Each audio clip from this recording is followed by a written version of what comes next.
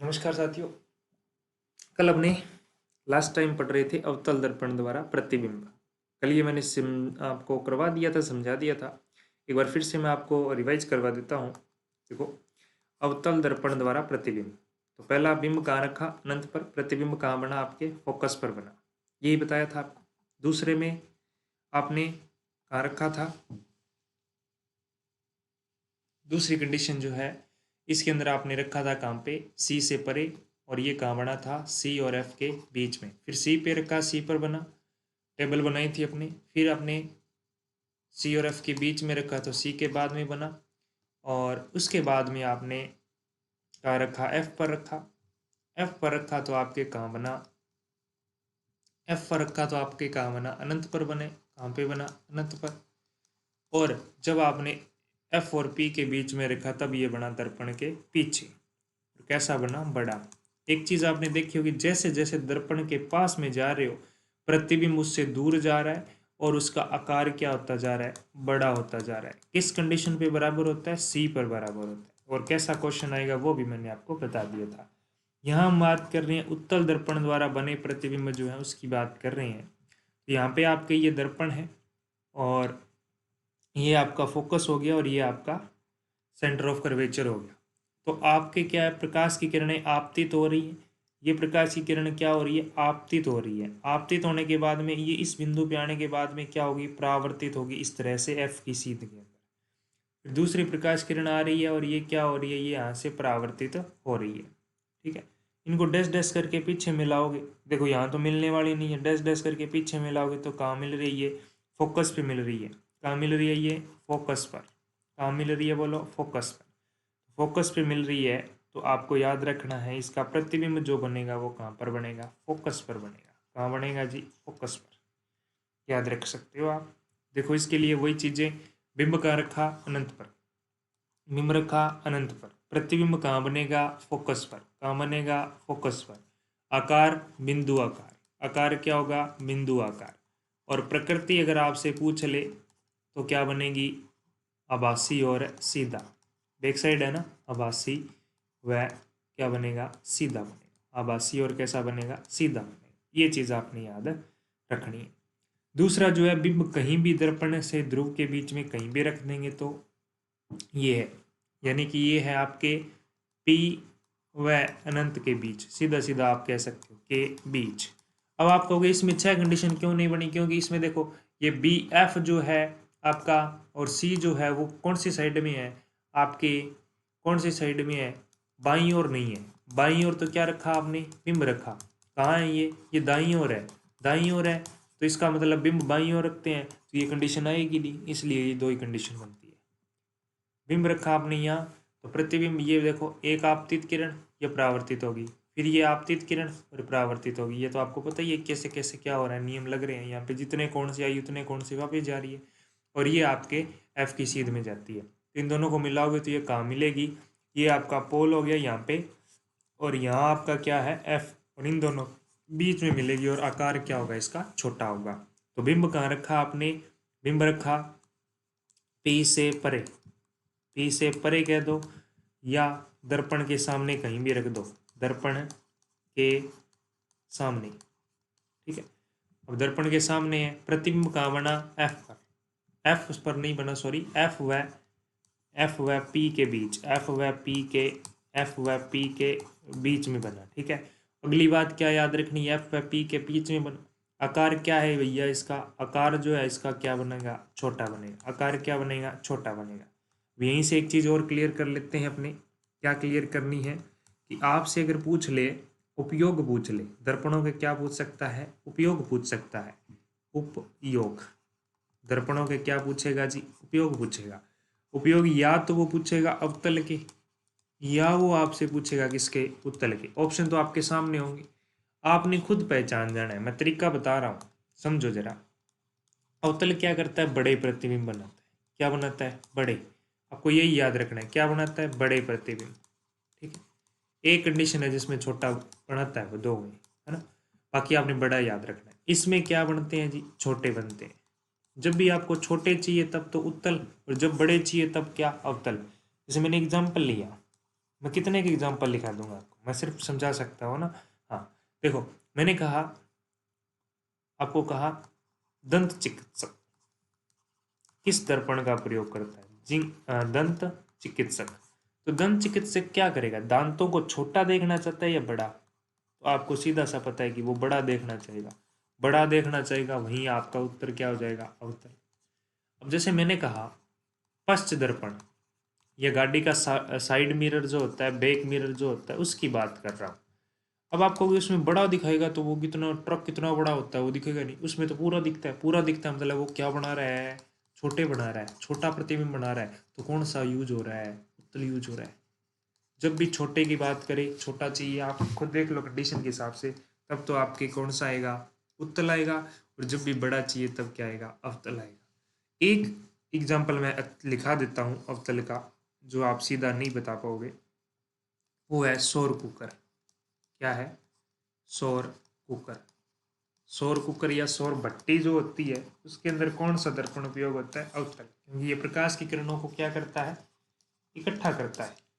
क्या करता है, इकट्ठा करता है। तो प्रकाश की किरणों को इकट्ठा करने के लिए कौन सा, अवतल, और फैलाने के लिए कौन सा आएगा, सॉरी, फैलाने के लिए कौन सा आएगा, फैलाने के लिए कौन सा आएगा, फैलाने के लिए उत्तल आएगा।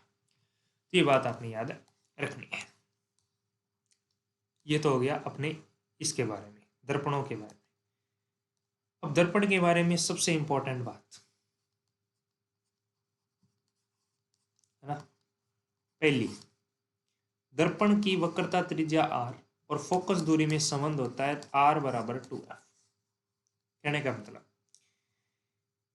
का मतलब ये दर्पण है, ये आपका ध्रुव है, ये फोकस है आपका, और ये सेंटर ऑफ कर्वेचर या वक्रता केंद्र हो गया।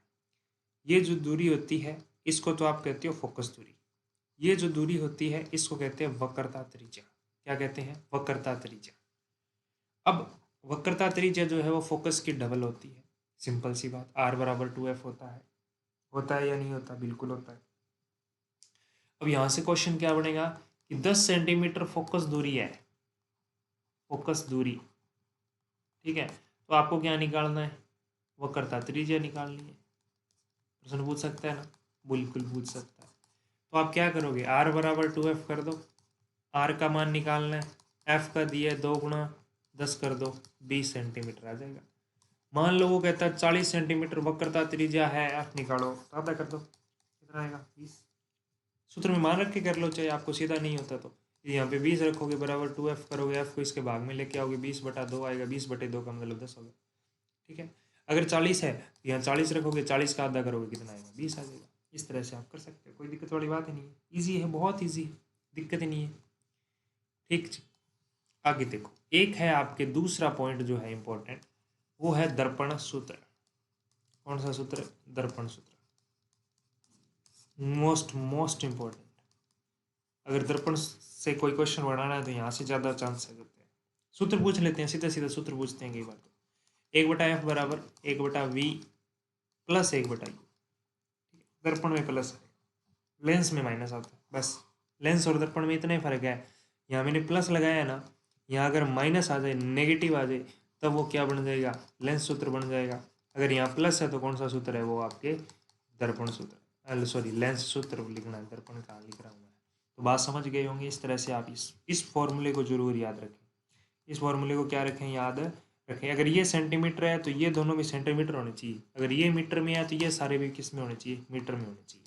ये बात आपने याद रखनी। इसके अलावा एक पॉइंट आता है आवर्धनता। क्या आता है, आवर्धनता, मैग्निफिकेशन, एम से लिखते हैं, ठीक है। आवर्धनता क्या होती है, देखो बिल्कुल इजी सा है, कोई दिक्कत वाली बात नहीं है। आवर्धनता क्या होता है कि बिंब का आकार, बिंब का आकार और जो आपके प्रतिबिंब का आकार था, ऊपर प्रतिबिंब का आता है, नीचे बिंब का आता है, प्रतिबिंब का आकार बटे बिंब का आकार, इनका जो अनुपात है ना, ये क्या कहलाता है, आवर्धनता कहलाता है, मैग्निफिकेशन कहलाता है। m बराबर क्या होता है, प्रतिबिंब का आकार क्या होगा, h डैश, और बिंब का आकार होगा h। ये जो सूत्र दिख रहा है ये किसका सूत्र है, आवर्धनता का सूत्र है। इसी सूत्र को ऐसे भी लिखा जाता है m बराबर -v/u, माइनस वी बटे यू, ये सूत्र भी लिखा जाता है। ये चीज़ भी आप याद रख सकते हैं, याद रखनी पड़ेगी, रख सकते नहीं है। इसका कोई मात्रक नहीं होता, ये मात्रकहीन है। ये क्या है? मात्रकहीन है। ये पॉइंट आप अच्छे से स्टार लगा सकते हैं क्योंकि इसका कोई मात्रक नहीं है। एक चीज़ और बता दूं मैं आपको, चिन्ह परिपाटी। जब भी आप ये क्वेश्चन करेंगे, चिन्ह परिपाटी जरूर याद रखनी है आपने। आपने खुद प्लस माइनस लगाने है, वो सीधा उत्तल अवतल बोलेगा, बस बात खत्म करनी। अब ये जो मैं चिन्ह परिपाटी बता रहा हूँ, ये लेंस में भी आपके लागू होगी और दर्पण में भी, अवतल और उत्तल।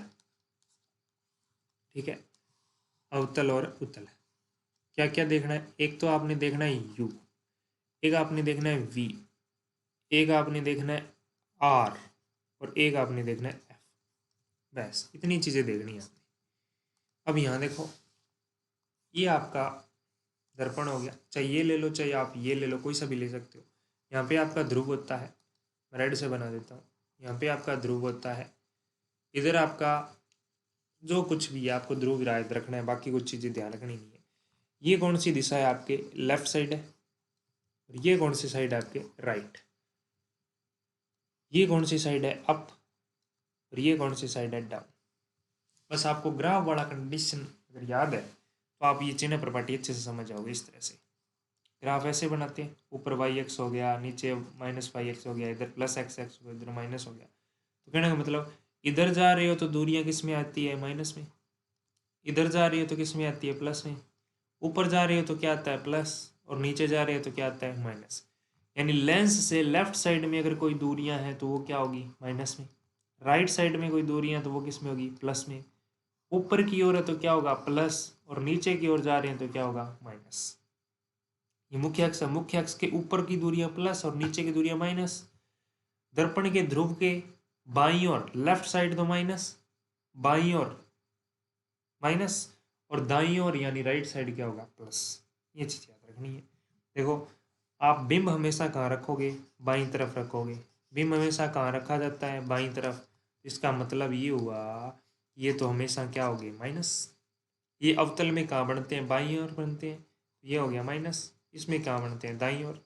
इसमें माइनस, इसमें प्लस, इसमें माइनस, इसमें प्लस। क्यों? क्योंकि अवतल तो ऐसे बनता है ना, तो इसकी सारी चीज़ें इधर ही है, लेफ्ट में ही, और उसकी दो चीज़ें इधर आ जाती है। इसलिए अवतल में तो ऑल नेगेटिव, अवतल जो है उसमें तो ऑल क्या है? नेगेटिव है। उत्तल में ओनली फॉर यू नेगेटिव है, बाकी सारी चीज़ें क्या है? आपकी पॉजिटिव लेनी है। क्या लेनी है? पॉजिटिव। अब कैसे लेनी है, क्या करना है, इसके ऊपर मैं आपको एक क्वेश्चन करके दिखा देता हूँ। क्या दिखा देता हूँ? एक मैं आपको न्यूमेरिकल करके बताता हूँ। एक क्वेश्चन लेता हूँ, उसको अपने सॉल्व करते हैं, फिर आपको समझ आ जाएगा। 10 सेंटीमीटर वक्रता त्रिज्या वाले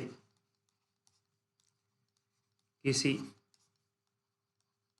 अवतल दर्पण के सामने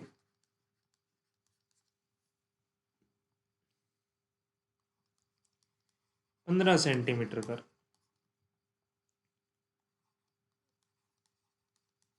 बिंब रखा है। प्रतिबिंब की नंबर 1 तो निकालनी है स्थिति, ठीक है। नंबर 2 निकाल दो प्रकृति, ठीक है। नंबर 3 निकाल दो आप, स्थिति होगी, प्रकृति होगी, और आवर्धनता।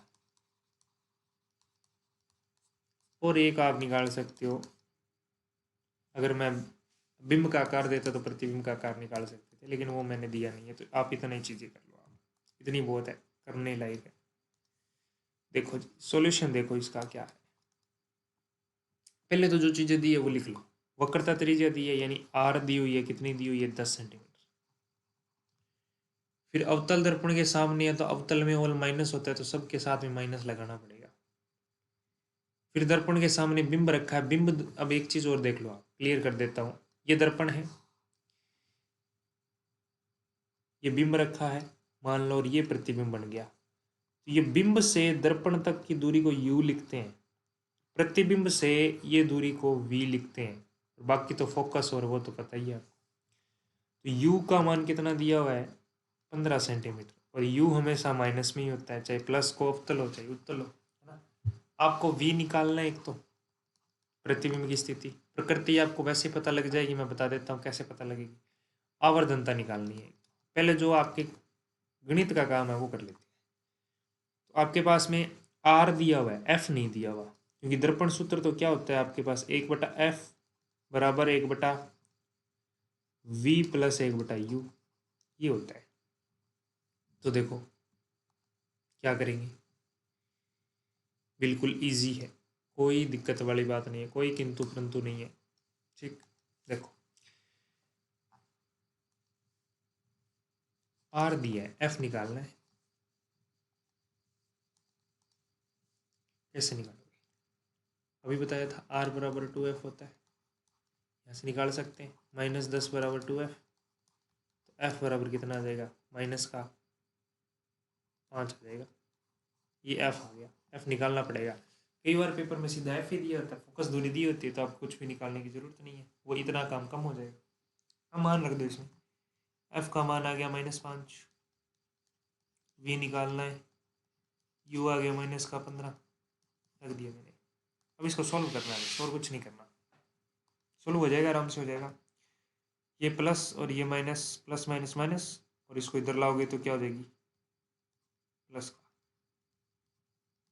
1/15 बराबर 1/v, 1/v बराबर 15 एलसीएम, 5 से भाग किया -3, 15 15 गया 1, 1/v बराबर आ गया माइनस का 2/15, ये तो आएगा। तो v बराबर आ गया माइनस का 15/2, 15/2 का मतलब है 7.5, 7.5 सेंटीमीटर।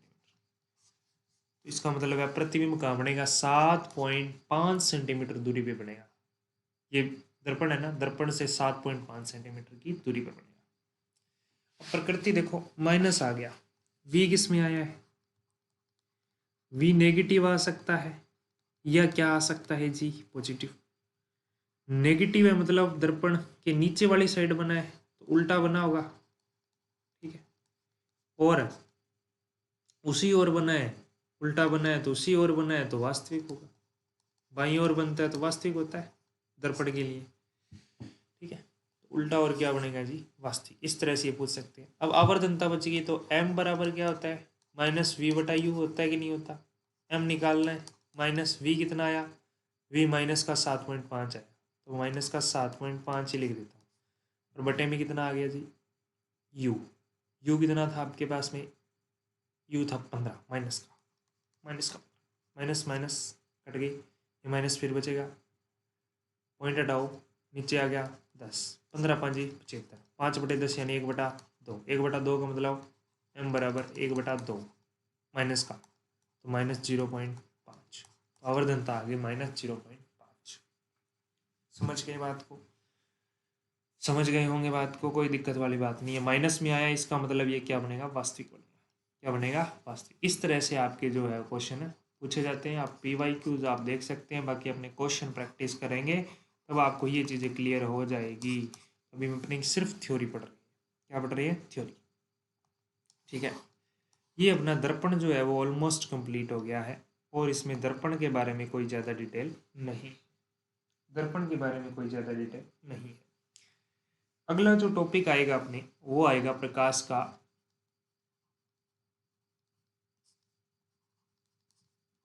अपवर्तन। क्या आएगा, प्रकाश का अपवर्तन आएगा, क्या आएगा जी, प्रकाश का अपवर्तन। बहुत इजी है, कोई दिक्कत वाली बात नहीं है। उसमें तो क्या उसी दिशा में वापस जा रही थी, यहाँ पे आपके पास में 2 माध्यम होंगे, कितने माध्यम होंगे, 2 माध्यम होंगे, कितने माध्यम होंगे, 2। अब देखो होता क्या है इसमें, थोड़ा ध्यान से, जब 2 या 2 से अधिक माध्यम,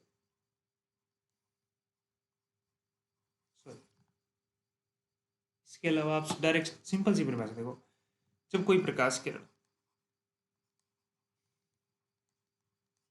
जब कोई प्रकाश किरण एक माध्यम से दूसरे माध्यम में प्रवेश करती है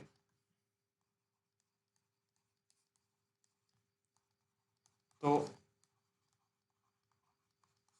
अपने पथ से विचलित हो जाती है। इस घटना को क्या कहते हैं? प्रकाश का अपवर्तन कहते हैं। इस घटना को क्या कहते हैं? इस घटना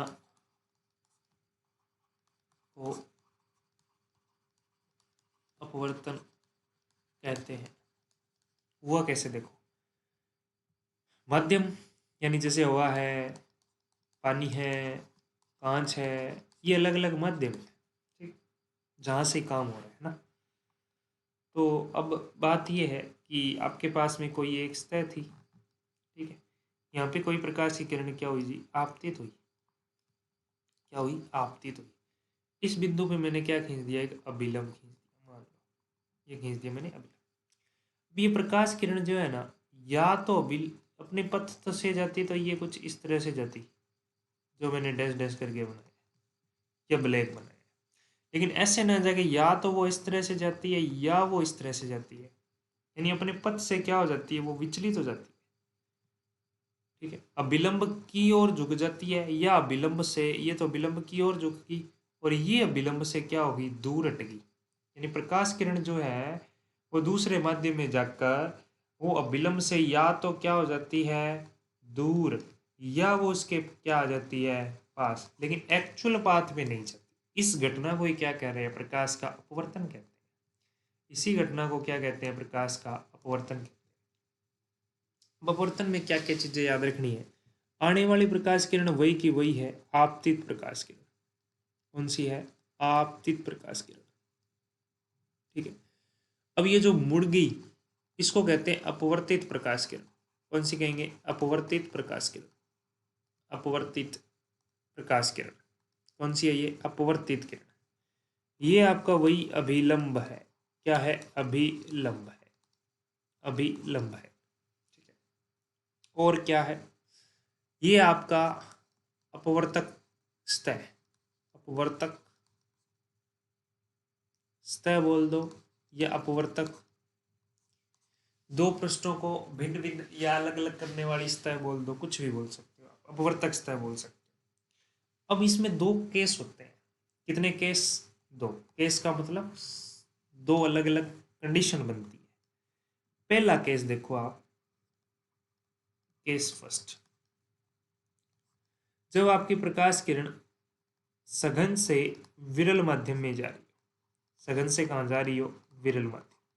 सघन विरल वही है कि गाढ़ा कौन सा है, कौन सा आपके आपके गाढ़ा है और एक गाढ़ा नहीं है। सीधी सी बात ये है, मैं देसी भाषा में बता रहा हूँ। वैसे आप ये अंदाज़ा लगा सकते हैं कि एक हवा ली मैंने, एक पानी लिया, इन दोनों में मैं कंपेयर करूंगा तभी मेरे को पता लगेगा एक सघन होगा और एक विरल होगा। वैसे मैं इनको वैसे डिफाइन मैं कर नहीं सकता, या सीधा सीधा ये कह सकते हो जिसका घनत्व ज़्यादा होता है वो सघन होता है, और जिसका घनत्व क्या होता है? कम होता है।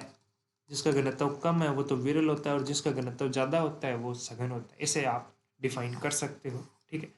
अब हवा और पानी, ये आपका घनत्व क्या है? इसका ज़्यादा है, हवा का घनत्व उससे कम है, तो हवा तो क्या हो जाएगा? विरल माध्यम हो जाएगा।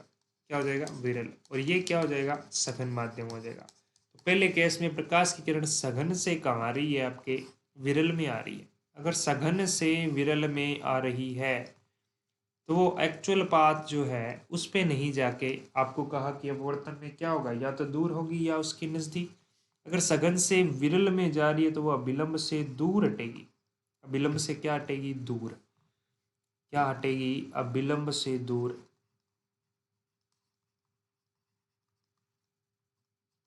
अभिलंब से दूर हटेगी। अभिलंब से क्या हटेगी? दूर। अगला जो केस है सेकंड, इसमें क्या होगा?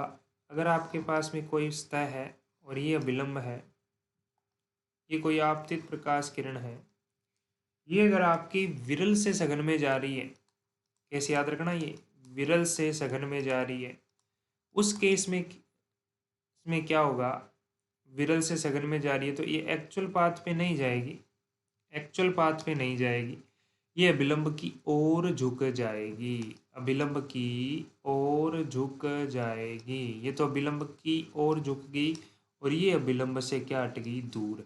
दूर तो कब हटेगी, जब सघन से विरल में जा रही है, और उनकी पास कब आएगी, जब वो विरल से सघन में जा रही है। ये चीज़ आपने अच्छे से याद रखनी है, बहुत ईजी है, कोई दिक्कत वाली बात नहीं है। अगर कोई भी प्रॉब्लम हो, आपको कोई भी समस्या हो, तो आप कमेंट में लिख सकते हैं। कहाँ लिख सकते हैं आप, कमेंट में लिख सकते हैं। इसके अलावा क्विज से जुड़ना चाहते हैं, किससे जुड़ना चाहते हैं, क्विज से, तो आप हमारे टेलीग्राम चैनल को ज्वाइन करें, ठीक है, टेलीग्राम चैनल को ज्वाइन करें, इसका नाम है फिजिक्स ड्रिंक्स 1.0, जर्नल साइंस के लिए है ये। तो किसके लिए है, ओनली जर्नल साइंस, सामान्य विज्ञान और सामान्य अध्ययन जो कर रहे हो उसके लिए है, साइको के लिए है। और जो अगर आप फिजिक्स सब्जेक्ट है आपका, आप फिजिक्स बीएससी कर रहे हो, बीए या एमएससी कर रहे हो, या फर्स्ट ग्रेड सेकंड ग्रेड कुछ प्रिपरेशन कर रहे हो, स्पेशल एक सब्जेक्ट की फॉर्म में आपका सब्जेक्ट फिजिक्स है, तो आप टेलीग्राम पे चैनल है फिजिक्स ड्रिंक्स, उसको आप ज्वाइन कर सकते हैं। उसमें बहुत सारी क्विजेज, बहुत सारे आपके पीडीएफ्स, इंपॉर्टेंट नोट्स, सब चीज़ें आपको वहाँ पे मिल जाएगी। ये चीज़ें भी इंपॉर्टेंट है, ये भी आपको प्रोवाइड करवा दी जाएगी, टेंशन लेने की ज़रूरत नहीं है। क्वेश्चन बहुत सारे हैं, आप पहले जुड़े हो उसके अंदर, है ना, वहाँ आपको पूरी नोटिफिकेशन वगैरह मिलेगी, ठीक है। अपने बात की कि सघन से विरल और विरल से सघन जाती है तो कंडीशन क्या होती है, ये चीज़ अपने देखी। अब नेक्स्ट जो देखना है, नेक्स्ट जो देखना है वो क्या देखना है, देखो ध्यान दीजिएगा। नेक्स्ट जो बात आती है, एग्जाम्पल आते हैं इसके, अपवर्तन के उदाहरण, अपवर्तन के उदाहरण, अपवर्तन के क्या पढ़ने हैं, उदाहरण। जैसे आपने कई बार देखा होगा, कांच की गिलास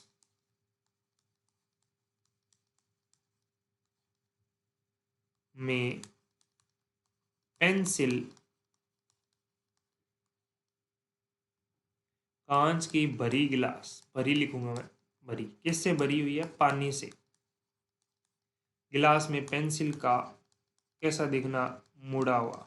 ये आप प्रैक्टिकल करके देख सकते हैं, कांच की गिलास में पानी डालें, ठीक है, और पी लें, पीना नहीं है, उसमें पानी को भर के ना उसके अंदर क्या डालनी है, एक पेंसिल डालनी है या पेन डाल दो, वो बीच में से ऐसे लगेगा जैसे मुड़ गया हो।